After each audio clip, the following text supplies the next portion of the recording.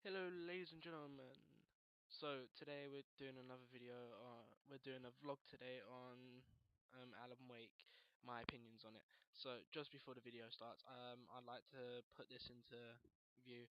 Um, so me and its delusion have joined together to make one Twitter account. So I'll put a link in the description, or he will once he sees the video of the Twitter and what it looks like.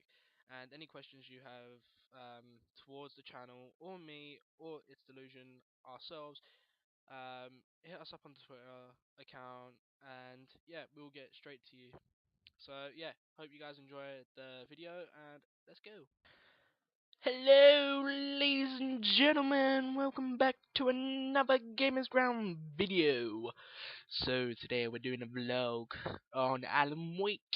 So I love to give my opinions on the game myself because, in my opinion, a psychological thriller is actually kind of good, because you get to experience the game of its fullest, a horror and a thriller mixed together.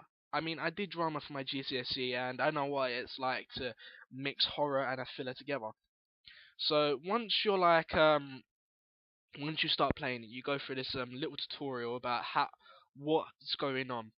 So let me explain the first episode.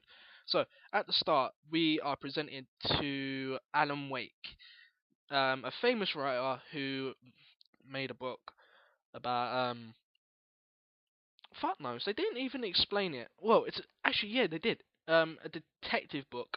It was about. Thing is about that detective book. After it got released, Alan had this little problem. Well, it's been going on for 2 years, apparently, as the game says. So what happened? Don't know. Who knows? So at the start, we are presented with Alan, and he's in the dark in some woods, trying to escape from the darkness behind him, which is a thing of his own imagination that he's made. Honestly, um, because in this town that he goes to, it's like the town itself presents an evil presence around him. It's like any writer that has gone there has disappeared or died and never been seen again.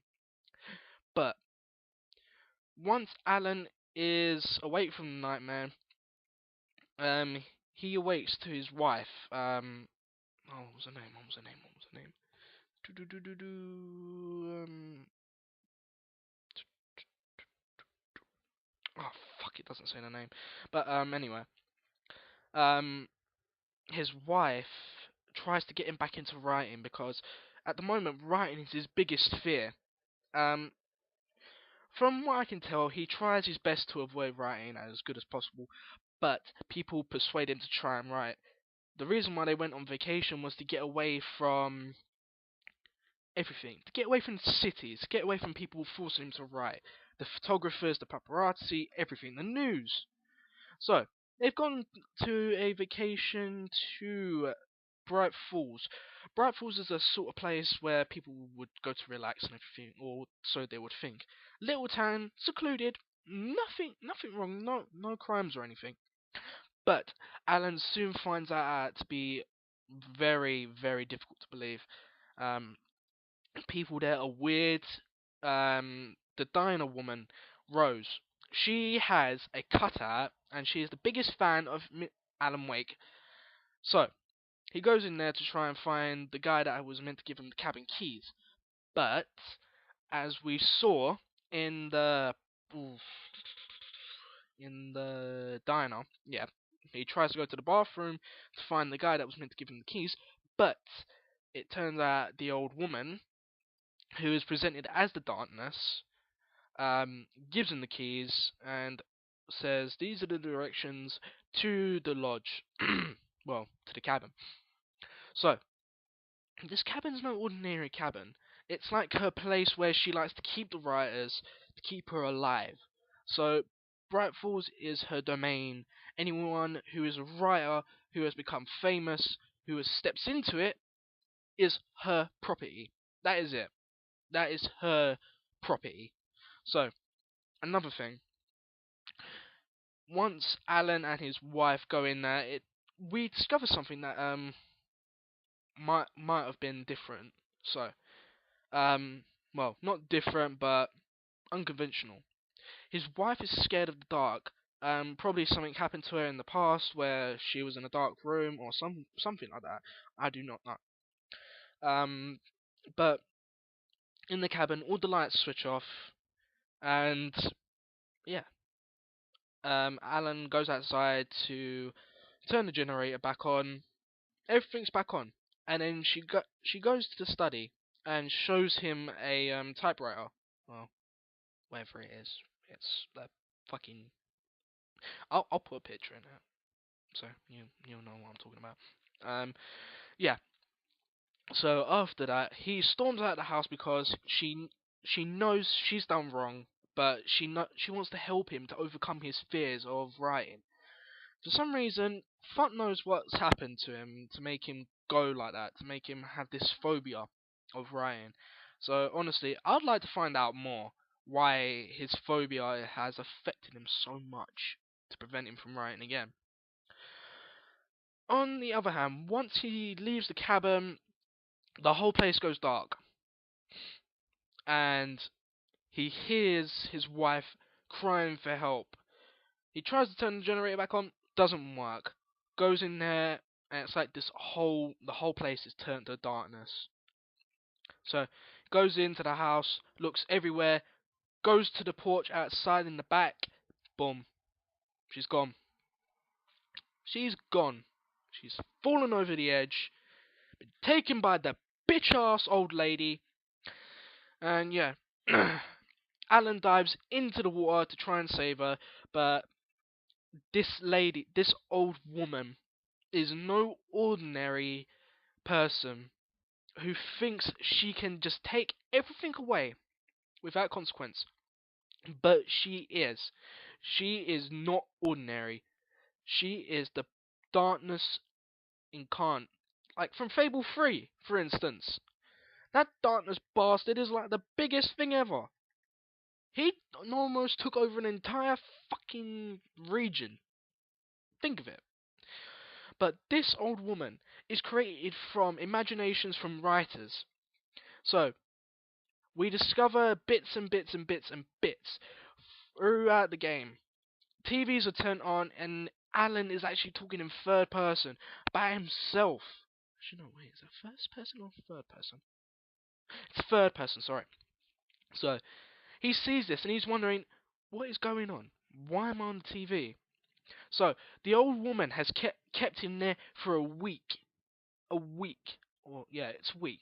She keeps him there for a week, and he does not recall this week that he spent in that cabin. This old woman has kept him locked up. She is his director, telling him what to write, telling him to turn it from a thriller into a horror, where her powers grow. So the more horror he writes about her taking over cities, taking over people, dead people, for instance, she will continue to grow stronger and stronger and stronger. And this is the sort of person you do not want to fuck with. If you go to this place, if it was actually real and you was a writer, and this happened to you, if it was real, you would be fucked. You will not escape this woman. You will be dead. You will be dead in a ditch. But Alan has apparently wrote an entire psychological horror where this where his story around him becomes a horror of a lifetime. Once he is entered the world as he knows it, he thinks this is normal. He thinks something unconventional from where he is in the cabin, and this is his other world, where the horror begins, and this is his normal life. They collide. They mix together. No matter how far he tries to run from this woman is always going to be behind him every step of the way. I like how Alan writes the manuscript, and then after the person who died there beforehand, Alan wrote him into the story. The person who delivers the manuscripts to him at the appointed places.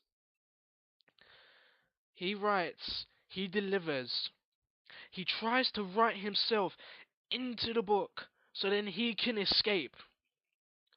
Once he does this, he tries to escape the woman to make sure he can get his wife back and everything like that.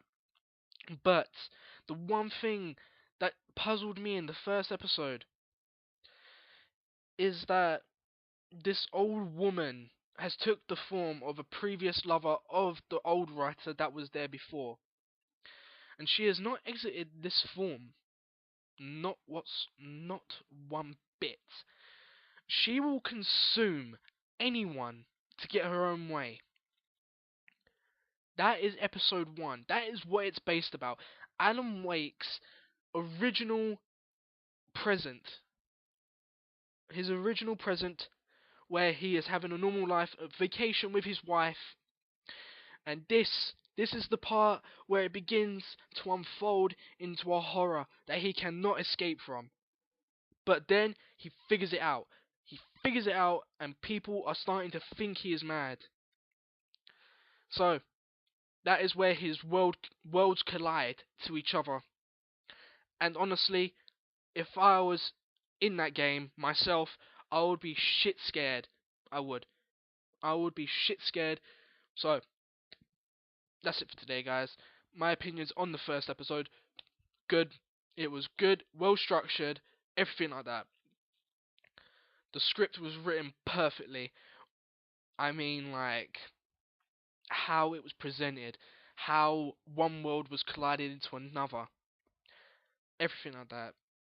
And yeah, it's surprising how one light can actually be the answer to everything in that story, where darkness rules over everything and light is your only weapon. That's it for me today, folks. Hope you enjoyed today's episode of the Alan Wake vlogs. I will post more until I can get my new equipment. So, take care, guys. Peace out. I hope you all enjoyed it. Bye.